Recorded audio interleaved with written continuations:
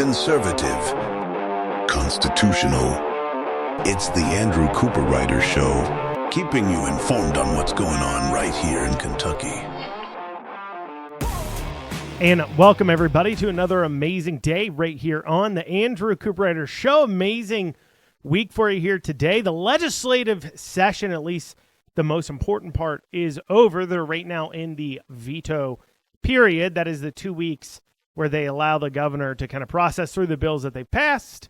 And then if he vetoes any, they have 2 days at the end of session where they can overcome his vetoes. Now, new bills still pass in those 2 days veto override days, but those bills that pass there are probably going to be your worst bills because those are the ones that they're not worried about Beshear disagreeing with. And some good bills pass, some bad bills pass. Next week we'll kind of talk a little bit about what they've passed in the first session period of time, but we'll probably wait till after the veto period's over, the session is officially over, to go ahead and actually dig into what they did that was good. A lot of good things this session and a lot of bad things this session, but we will touch on some of the legislative session today as we talk about some last-minute bills, a vote specifically that failed, the reason why it failed, on an important issue.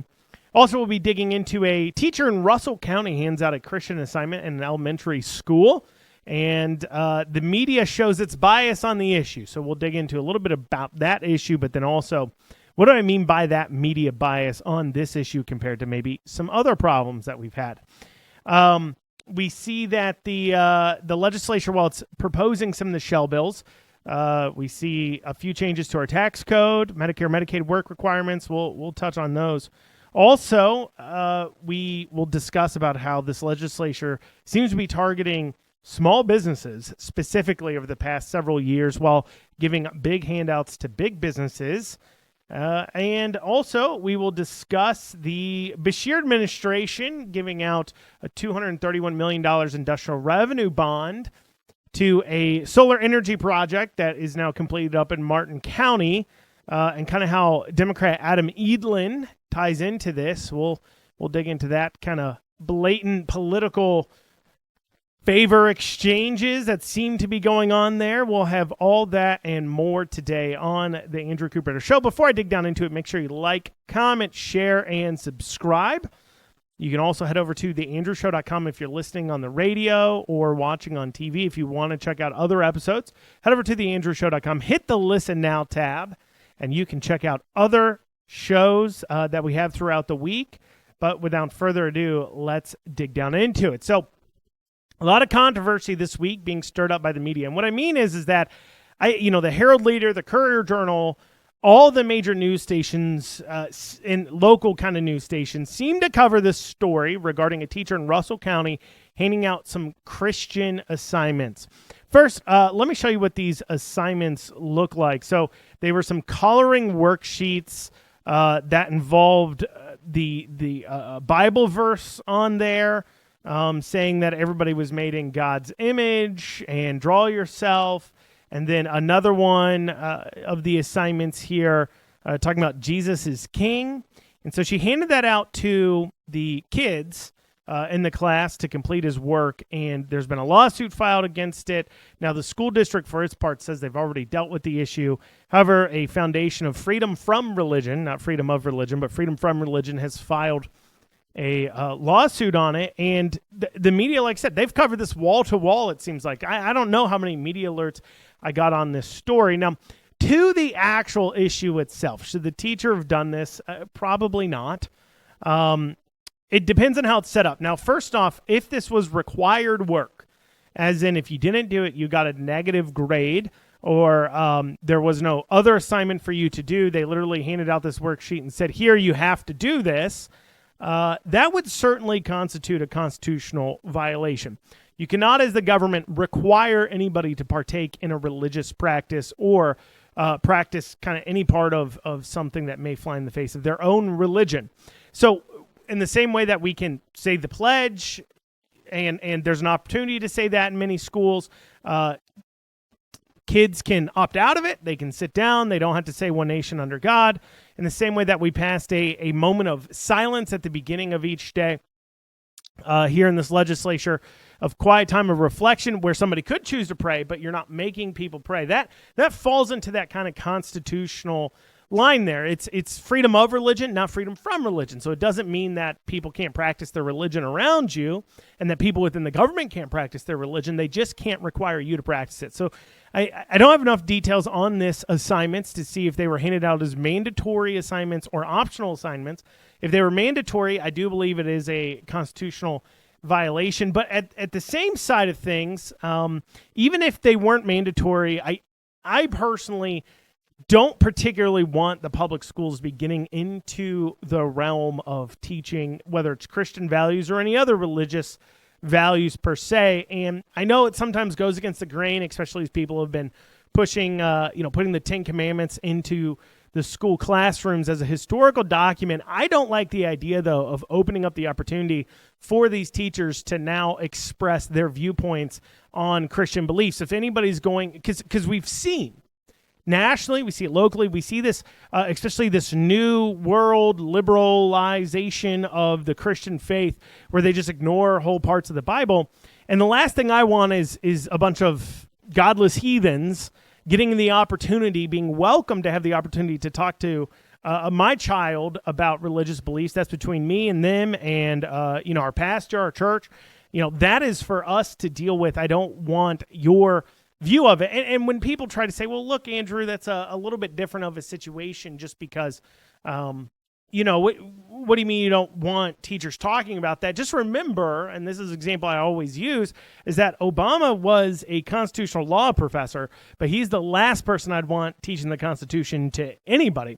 And so that kind of gives a perfect example that when it comes to these topics, it certainly comes down to a lot of a person's opinion. So if it's required, I think that it's definitely unconstitutional. If, however, it wasn't required, I'm still not super in favor of this because obviously, too, you're opening up the opportunity that if somebody has a non-Christian belief, such as Muslim faith or something, they hand out worksheets with the Quran in it talking about Allah. And, do you want that for your kids? If you're allowed to do it for the Christian faith, you'd have to be able to do it for that. So understand that. However, with the media bias I'm seeing here on this coverage of this story, that is perturbing to me, that I do take issue with, deals with their lack of coverage on issues when it deals with the leftist religion. And I know that some people don't want to deal with the fact that the anti-Christian beliefs of the left that they push in the schools, I'm talking about the gender theories, the pride flags, the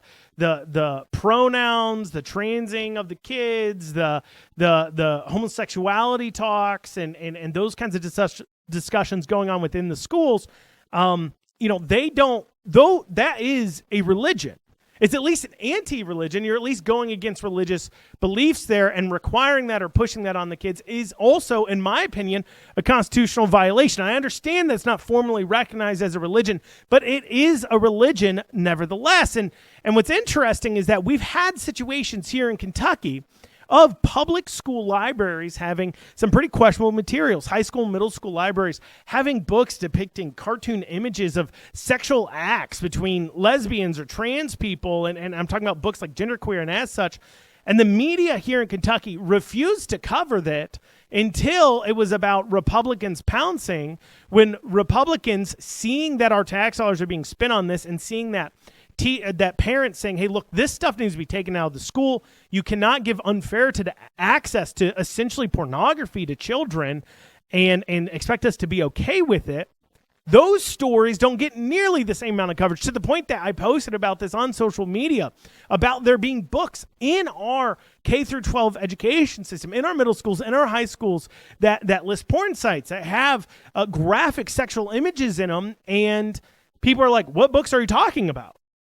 And I had to tell them, these are the books I'm talking about. They knew exactly what story I was talking about when it came to the Russell County situation, but they had no idea that these books were in the schools. And I think that shows a media bias. So coming up after this, we'll dig into Adam Edlin, former state auditor, former chief of staff to Steve Beshear, possible dealings going on here that I think we should definitely dig into. We'll have that after this short break. And you're back here on the Andrew Cooperrider Show. So Adam Edlin he's a Democrat, former state auditor. He was also the former chief of staff to Steve Beshear, not Andy Beshear, current governor, but his daddy, Steve Beshear. And, he's got these offices in Lexington, and I see him posting on social media, and he's got this green energy company. And I started wondering to myself, how's he paying for all this, right? How's he pushing that out there? And you know what? I wasn't so much wondering it. Somebody called me up pointing it out to me, saying, how does he make his money? He's got some questionable people on the board. He's got Jimmy Carter's grandson on the board. He's got the Democrat that ran for Mississippi governor or is running for Mississippi governor on the board. Why does he have these people, and what exactly is he up to? So I started doing a little digging, at least when it comes to Kentucky, because if you're going to be paying this guy, you would expect it has to do with his connections to Kentucky. And so his green energy company doesn't actually produce green energy. As far as I can tell, they don't themselves install any kind of solar panels. Instead, they are kind of like a intermediary go-between making solar deals happen. I'm like, man, he's got some swanky offices. He's worked in public life there as the auditor, and then he's a younger, not super young, but he's youngish guy, and chief of staff to Steve Beshear. How does he have all this money? And so I started digging into it, and I found an interesting project he's involved in that was just finished up, this solar energy project up in Martin County. Now, what's interesting is when you dig into the articles on this project, they'll talk about the 250 construction jobs they've brought to the area by doing that, and it gives the Democrat talking lines and the Beshear talking lines of, look, we're bringing 250 jobs into the area. Well, those are construction jobs. Chances are they're probably out-of-staters coming in to work it. If you have a construction company building in an area, and anybody from the construction industry knows this, a lot of times, they just have traveling construction workers that work for them doing projects all over the country versus having to hire locally in that area. But perhaps they did hire some locally. But then after the fact, they admit also on the company's websites and in the articles that the actual jobs created, though, by this solar farm is 11 jobs, with 8 of them being in Kentucky, which is a low amount of jobs considering the size of the investment, quote unquote, that they made here, $231 million. So you wonder, how does Adam Edlin fit into this? Well, it deals with how do you make these this millions of dollars investments, hundreds of millions of dollar investment. How do you make the returns on that tax-free? And it deals with something called industrial revenue bonds. So what happens is Shell, through their subsidiary called Savion, which they purchased in 2021, shortly after, it seems they hired Democrat Adam Edlin here in Kentucky. And then after they've hired him, the Beshear administration then issues a $231 million worth of what's called an industrial revenue bond. Now, these bonds are normally set aside for situations where a project will bring a lot of good to the community, good to the state at this level, but at the same hand, the immediate benefits of that project will be into private hands. So basically, okay, I'm building a big factory. It's going to create lots of jobs in the area, so that's good for the community, but I'm going to make a profit off of this. And so rather than just doing handouts, they'll do something called industrial revenue bonds. And this is a way of offering your investors a tax-free return on their investment. So the government isn't guaranteeing these bond revenues, but essentially you can sell the bonds, and then you pay the interest on these bonds is paid through the revenues you make off of the project as the private entity. Now, the benefit of laundering this investment through the government is the returns are now tax-free compared to other investments. If you're just to invest $231 million into this project and then you're getting a return on the investment, you'd have to pay taxes on that as income. However, if it's done through an industrial revenue bond through the state government, it now becomes tax-free. Now, tax-free returns on $231 million, that's a pretty hefty return that's tax-free. I mean, we're talking about tens upon hundreds of millions of dollars being free from being taxed, how a normal investment would. That's a pretty good vehicle for these companies to use. Now, it's typically that these IRB bonds, these industrial revenue bonds, are set aside for like if you're creating like a lot of jobs or maybe a tourism thing into an area where you think it's going to bring a lot of revenue into the area for the community, it's not normally set aside for a project that's only creating 8 long-term jobs to give out $231 million in these revenue bonds. But regardless, that's what they did for the solar energy project. But then on top of that, the Beshear administration also approved a $600,000 sales tax exemption to go ahead and allow the project to not have to pay $600,000 in sales taxes that they would otherwise have to pay. And so they built this project in Martin County, Kentucky. And then they created a deal, and Adam supposedly set this up, Adam Elam created a deal with Toyota for them to buy the solar energy. Now, there's a lot of federal government handouts when it comes to corporate taxes, where if you buy your energy from solar versus buying your energy from other sources, you get a significant reduction in your taxes and what you owe, like a pretty sizable reduction. And so to put it to you another way, what's happened here is that the Beshear administration, the U.S. government, have created the opportunity for these bonds to be sold, which can then fund the project that only creates 8 jobs, that then they create tax incentives to get companies to buy the power from this solar energy project, that then those purchases and the revenues made off the purchase of that energy is then paid out to the investors, to the bondholders, as their return on investment that's now tax-free. And they do all this by... and the reason why they do all this is because solar on its own would not be competitive with coal energy. So while handing subsidies out to the solar energy projects through tax credits or just outright cash or IRBs, they also are over-regulating coal industry far more than they had been. I know obviously with the Trump administration, they're probably dialing a lot of that back, but they're over-regulating that industry to rise the cost of energy created by coal. So now it's actually competitive with the power created by solar energy, which otherwise would be way more expensive than coal power would be, just because of the sheer cost of building and manufacturing the solar panels and energy there. Generation just costs more because of the capital costs there. And so they do all that, and then it destroys the coal industry in Kentucky. So they created 8 jobs, and no matter what you say, the Beshear administration, by offering these IRBs, certainly was a part of that. So they create that, and then they destroy coal jobs and only create 8 jobs in return. But hey, Adam Elam's making a good buck off of it.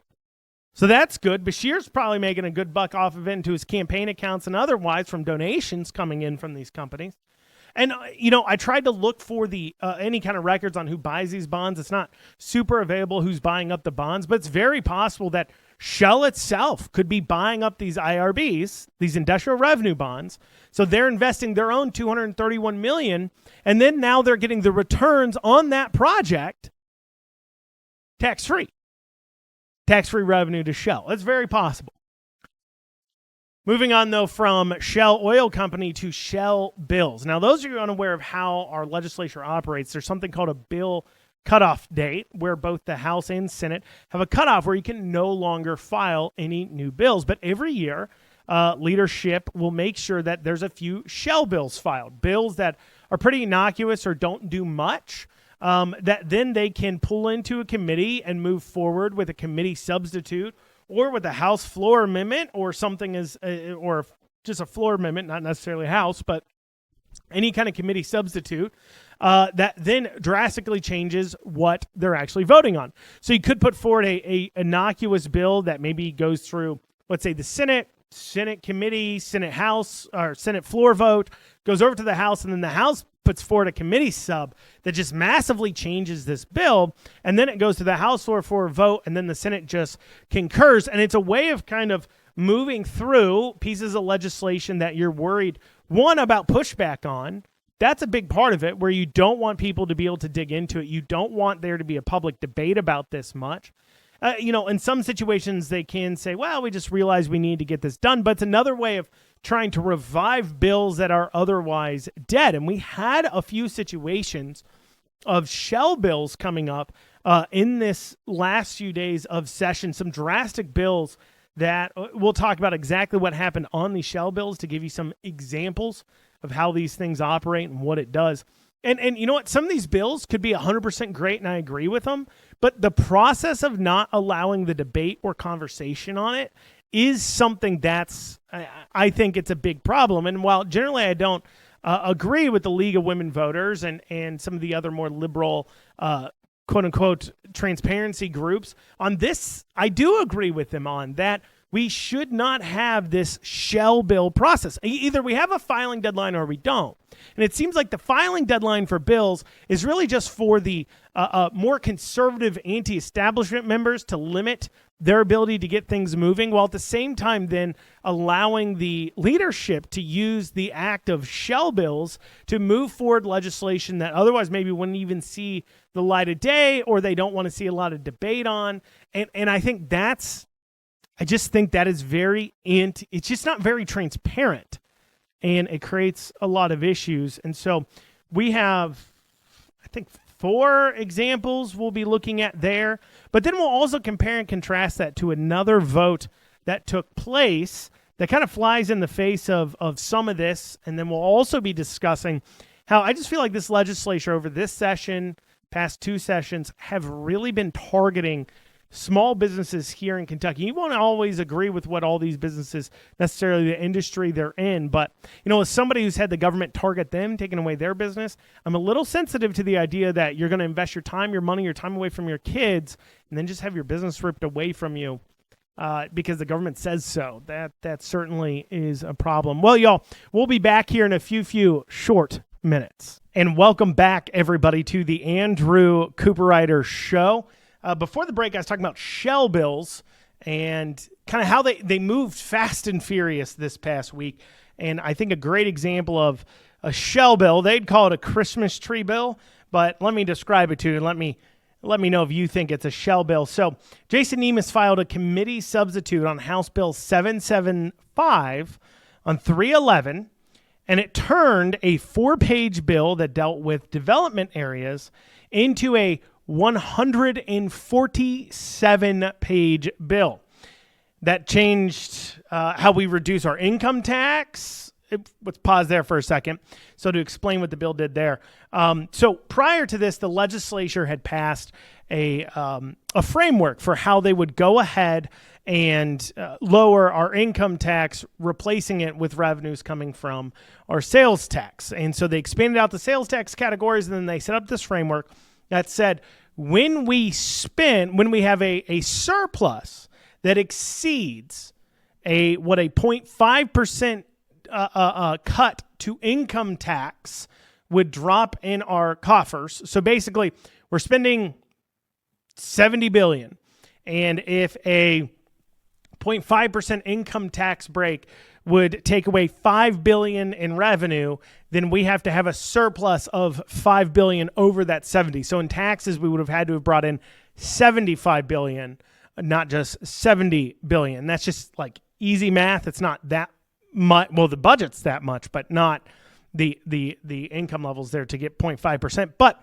the point is that what this set up in this bill would be that now it would be able to be at 0.1% or higher percentage rates increments versus 0.5% only. So it's you either can do 0.5% or you can't do it at all. That was the old framework. The new framework would say that if, going back to the example, if instead of hitting the $5 billion over, we only hit $1 billion over, well, we could go ahead and drop it a 0.1 percentage point because that's how much excess surplus revenue we brought in than we were expecting. So it's a way of basically taking down the income tax more incrementally and trying to every year have the ability to say we got it down. And I think it's because a few years ago, they didn't hit it because the legislature spent too much money.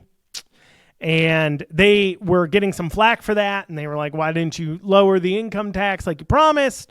And so now they have the opportunity to be able to almost every year say that they've dropped at something as long as they don't spend too much. But, let's not forget, though, that legislatures, as they pass these kinds of bills, it's great that they're passing this framework for them to broadcast what their plan is, I guess.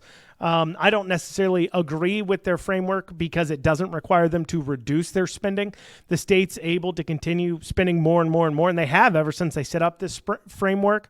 So instead of, they're trying to replace the revenue versus reduce what they're spending. But anyways, putting that to the side. The legislature doesn't have to follow the law when making laws. They make laws. So they could lower it by 3 percentage points if they wanted to next session. They didn't just have to do 0.5. They didn't have to do 1. They didn't have to do 0.1. They could do whatever they want to do regardless of whatever they passed priorly because, of course, the legislature makes law. So when they write new law, they just overcome whatever laws they priorly passed. So, but putting that to the side, it gives them a talking point, I guess, so they can say, we're going to get there quicker, is the claim, of course. But anyways, putting that to the side, so the bill did that, but it also gave a 20-year 50% discount on sales tax to a potential resort in the Red River Gorge area, which, by the way, this is like the second or third big sales tax giveaway that they've done to attract in companies. This doesn't make much sense to me as far as it goes. One, it's a testament to where they started to tax more because they're not taxing consumer to business. They've started taxing, and this is where the new sales tax came about, business to business, and it raises the cost to do business in Kentucky. That's why they're having to hand out these kinds of discounts. But if they're trying to move towards a sales tax replacing an income tax or corporate tax, why are you giving 20-year? They did a 50-year last year sales tax giveaway to a data center in Louisville. Why are you giving away sales tax giveaways versus the other kinds of tax giveaways if that's the only place you're trying to pull in revenue?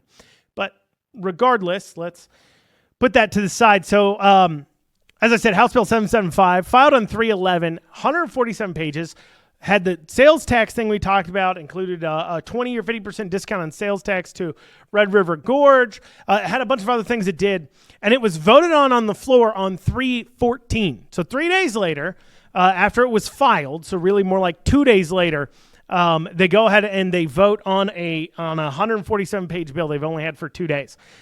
Then you had other bills that did things that I agree with 100%, but they did do drastic things filed on them kind of late, such as add-ons last minute that banned the use of Medicaid dollars for gender transition services, which, the Democrats, of course, try to claim it wasn't happening. Flies in the face, though, of what Beshear sent Representative Josh Calloway this session, where his administration, he had a standalone bill on this, and his administration sent him a letter saying that this would affect between 10 to 15,000 Medicare recipients. That would mean we are paying for the gender transition services for 10 to 15,000 people, if you're to believe Beshear's numbers. So it's weird to claim it's not happening while at the same time Beshear claiming it'll cost more money. Because if we can't allow these 10 to 15,000 Medicare recipients or Medicaid recipients to transition their gender, we're going to have to pay more out of Medicaid for mental health services, because the real way you treat transgenderness, according to Beshear, is by, chemically castrating them. That's his official statement. The other thing they added on, another thing I agree with, is adding work requirements for single working age adults with no children on Medicaid. So if you have no dependents and you are on Medicaid and you're able-bodied, you got to work. And that's something I also agree with. These are meant to be crutches that you eventually get better and you're able to run on your own, not hammocks that you hang out in. So I agree with those bills, but they still fell into this category of being filed last minute, to be considered last minute. And even the 147-page bill, I may agree with parts of it, disagree with other parts of it, but it was still filed with only 2 days' notice. Now, what's interesting, and I bring this up because there was another vote that happened there on the final days, and it dealt with on Senate Bill 120, House Floor Amendment 1. This amendment was 3 pages. They didn't have to suspend the rules to allow the amendment to be voted on, which means it was filed at least with 24 hours notice. Now, it was actually filed the minute it came out of committee, so they had about 2 days notice. It was a 3-page amendment on a bill they knew they were going to vote on. So it falls in the same category of all these amendments. And what the amendment did Senate Bill 120, House Floor Amendment 1, what it did is it would allow homeschoolers to join the sports teams for the public schools whose districts they live in. It's called the Tim Tebow bill, and it's been filed several times over the last 4 years plus. It's been filed many times. It's called the Tim Tebow bill because he's a major pusher of it. I've heard of this bill before. As I said, this was a 3-page amendment that did something pretty straightforward, pretty simple. On top of that, the sponsor stands up. You can ask questions from him. And when it came up for a vote, what happened? Well, it failed 26-32 in the House. Now, you might say, Andrew, hold on. There's 100 House reps. And that's only 58 votes. So that means 42 legislators didn't vote, and that's exactly right. 42 legislators chose not to vote on that piece of legislation. And when they were called out for it, one of the people, Representative Winton, claimed that she didn't have time to consider it. It should have been a standalone bill. It was sprung on her. This needs to be debated. She never asked a question to the sponsor, but her defense when she was asked by a constituent on X why she didn't vote for the bill was, well, I don't know.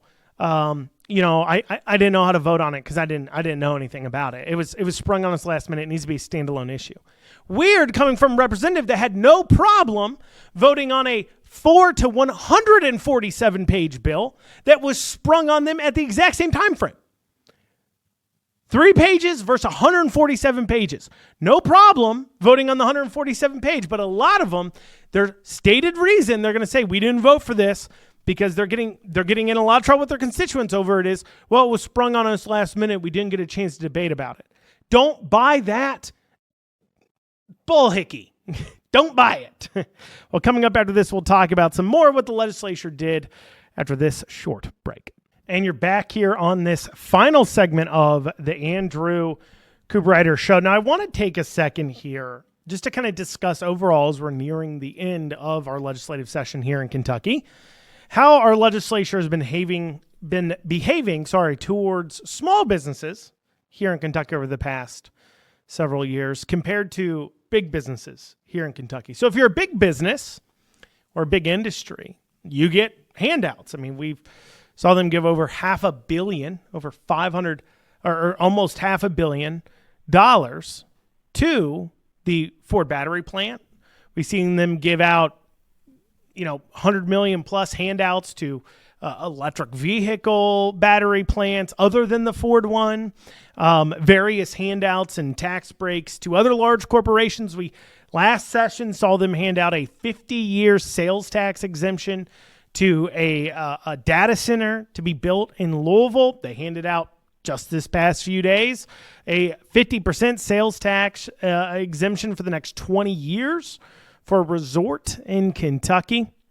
In fact, recently they passed Senate Bill 1, which will go to the governor. Will he veto it? He'll probably pass it because, of course, he'd love that kind of thing, which is creates the Kentucky Film Office that now will be in charge of handing out tens of millions of more dollars than the other $75 million we're already giving to the film industry in order to, quote unquote, attract in the film industry into Kentucky. Not only tactfully does that not make very much sense because obviously you're importing liberals, but as I've stated, for the state of Kentucky's economy, I mean, you're talking about when film shoots come in, temporary jobs.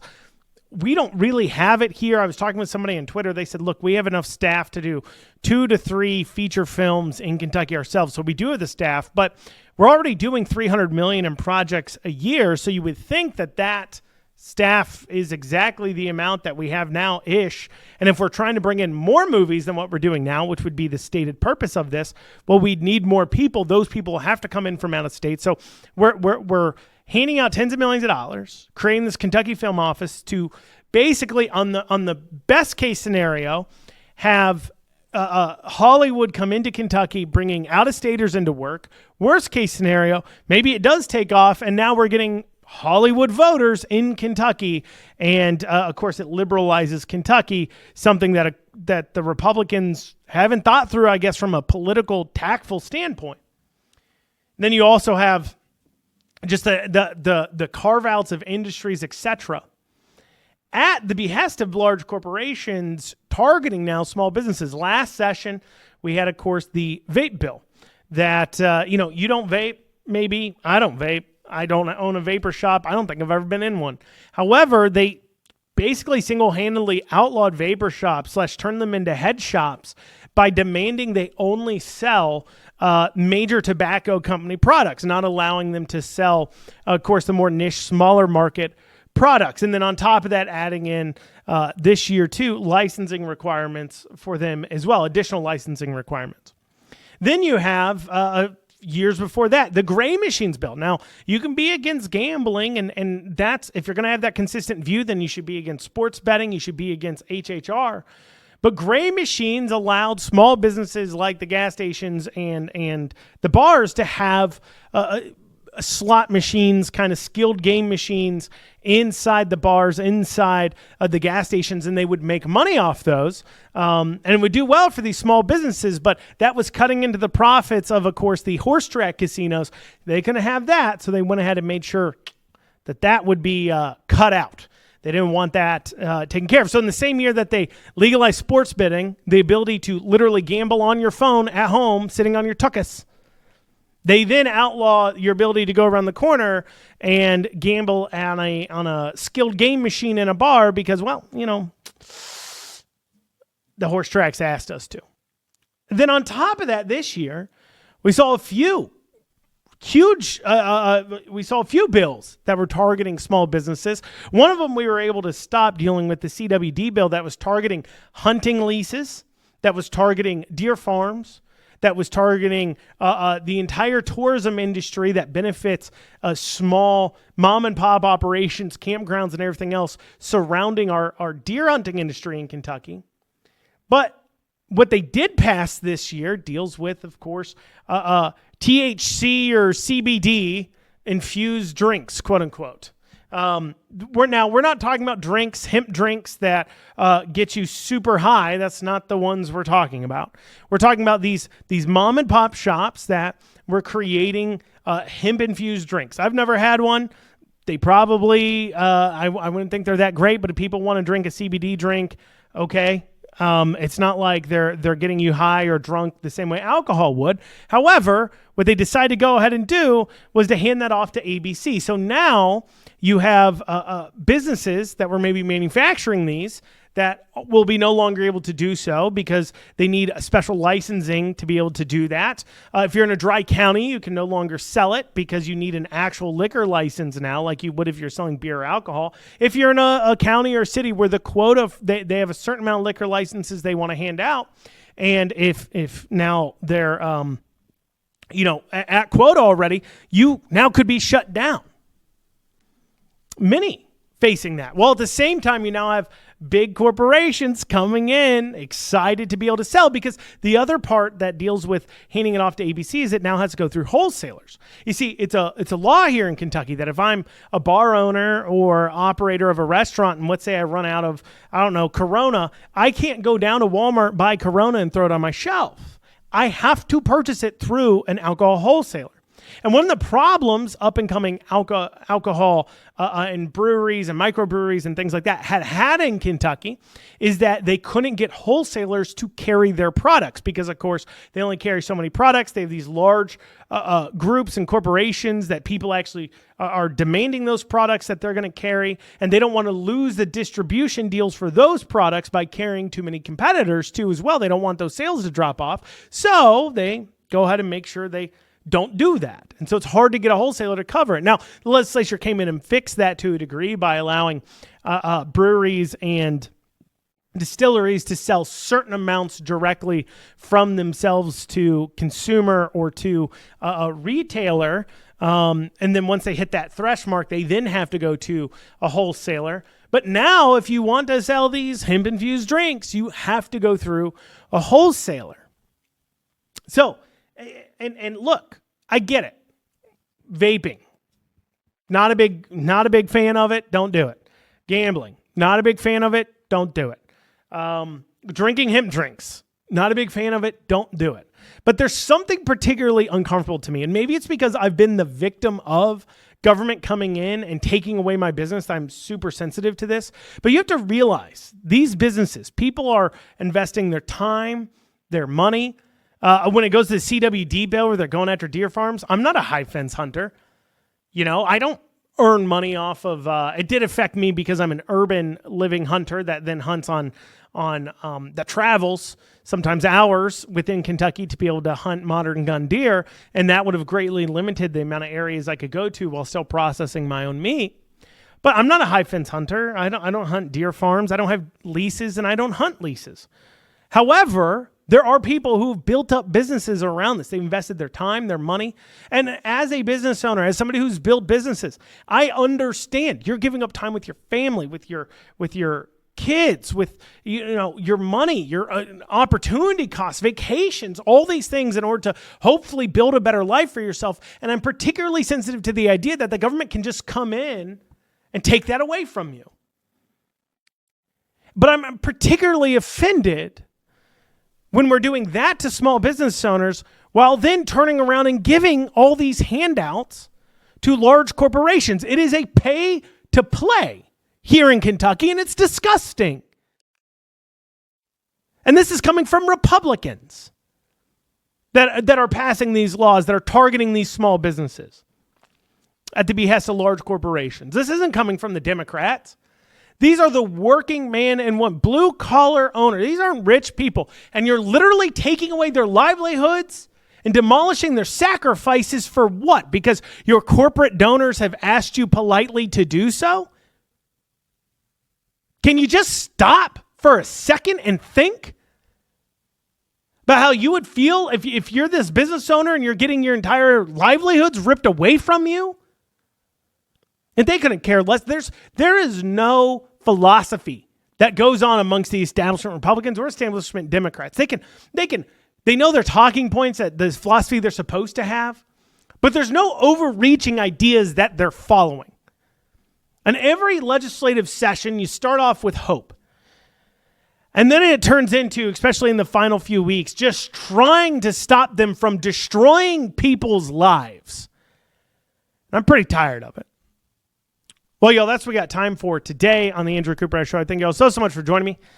We'll be back here later this week or next week. If you're listening on the radio or TV, I'll be back next week. But if you're listening in podcast formats, social media, or elsewhere, you can catch another episode later this week. Hope you all have a great rest of your day.